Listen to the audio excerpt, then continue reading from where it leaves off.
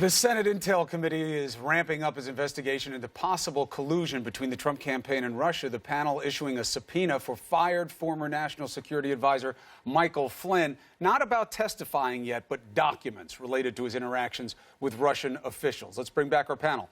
Ron Brownstein, Jason Johnson, Sarah Westwood. Ron, we had ended on you. The significance of this move. Well, first, can I just respond to one thing that Sarah said earlier, that from the reporting that the president was more upset about the public actions of James Comey than the private. I view that as a distinction without a difference. First, because it is equally inappropriate for the president to, I think, try to shape the public utterances of the law enforcement official. But more importantly, in effect, what President Trump has been trying, I have felt from the beginning, has been trying to do with the FBI director, is lock him into a conclusion about the investigation that would that would prejudge the outcome and ultimately shape and constrain the investigation. I mean, the constant kind of, even again in his statement about the dismissal, that he had told me repeatedly that I was not the subject of investigation, which FBI sources are telling the Wall Street Journal is completely false. All of this is about, I think, trying to lock the FBI into a conclusion from the outset that would make it very difficult to reach a different endpoint. Look, I think the Senate intelligence investigation is the one real game remaining in town, but it does have limits. You know, a congressional investigation as opposed to the criminal investigation is a very different beast. And often in previous scandals, it has been personal legal liability, criminal liability for individuals anywhere involved in the chain of the story that has proven the break that moves forward our understanding of what truly happened. So, yes, it is an important front, but it is not the most important front. That remains the FBI. So let's talk about Michael Flynn, Jason, because he has said through his lawyer he has a story to tell. Then he doesn't produce the documents that Congress asks for, and they have to subpoena them. So what game is being played here? I mean, Michael Flynn is still under some desperate belief that this is like Law and Order and that he's somehow going to get immunity so he can go in and tell a story. And Congress, the Senate, at least at this particular point, is like, we're not going to give you immunity unless you can provide us with some information that says that you're going to be helpful in this investigation. And I think there's a good chance, given that he's sort of stalling and he's dragging his feet. Look, Michael Flynn has already lost his job. He still wants to be able to be a power broker in these sort of international relations issues. So I don't see any reason that he's really going to turn any damning evidence over about Donald Trump, or that even if he were in a private testimony, he would do so. I think right now it's pretty much a red herring unless he can produce the documents the Senate wants. You know, Sarah, the McCabe testimony today obviously was supposed to be Comey. It is not point specific. It was really an open public review for oversight purposes. What are we expecting today? Obviously, we're going to see a lot of questions about the series of events that led up to the removal of James Comey. There were reports that the Justice Department is denying that Comey had requested more resources for the Russian investigation just before his removal. You can expect that that will come up at the hearing today. And look, part of the reason why we can expect to see more out of the Senate Intelligence Committee is because it's going to start moving towards doing more of these closed hearings. And it's counterintuitive to think that that's how the investigation moves along. But if you watched Sally Yates's testimony, if you watched James Clapper's testimony, when they were asked some of the meatier questions, they had to deflect because they were in that open setting, because they couldn't discuss classified information.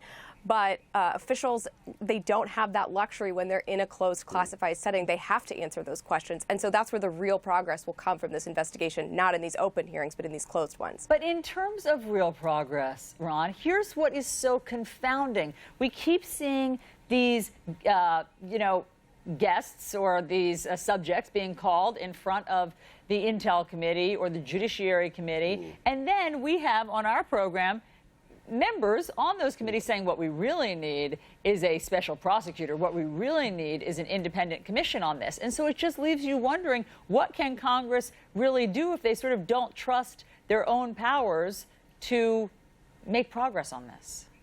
Look, I think there are limits. As I said, I think there are limits to what a congressional investigation can do, and that ultimately the main arena, although the Intelligence Committee investigation is important, the main arena is the FBI investigation. I mean, there are questions even about the full extent of the access of the intelligence committees to the underlying signals intelligence, for example, that may be relevant to this investigation. I was talking about before, if you go back and you look at what happened after Richard Nixon fired Archibald Cox in October 1973, what you saw was a broad range of voices, both inside and outside of the government, across party lines, essentially uniting to defend the rule of law. The people who criticized the decision included Barry Goldwater, who was the Republican presidential nominee immediately before Richard Nixon, the president who fired Cox. The ABA, the American Bar Association, held an emergency meeting to condemn the action. The AFL-CIO, which had been neutral in the 72 campaign, rather pointedly, unanimously condemned it and called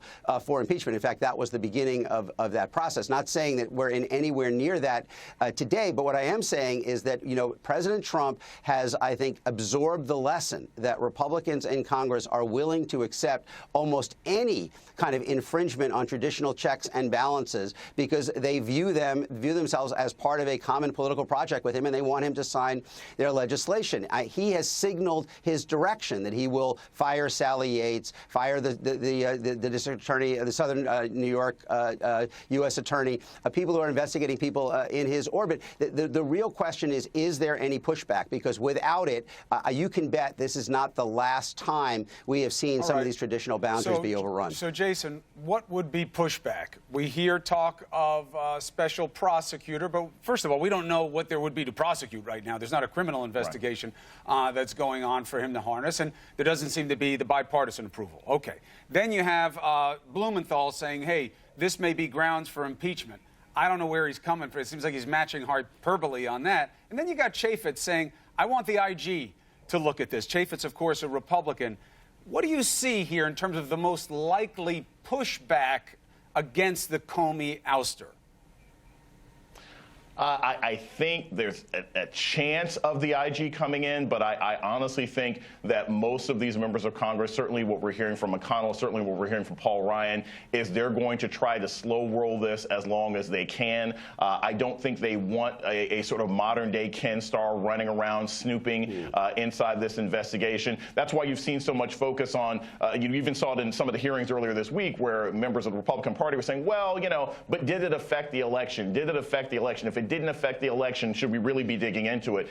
To which I've always, the problem is this, it doesn't matter if it affected the election. Attempted murder is still a crime. If the Russians attempted to do this and the Trump campaign helped with it, that's still a crime, and it's still worth investigating.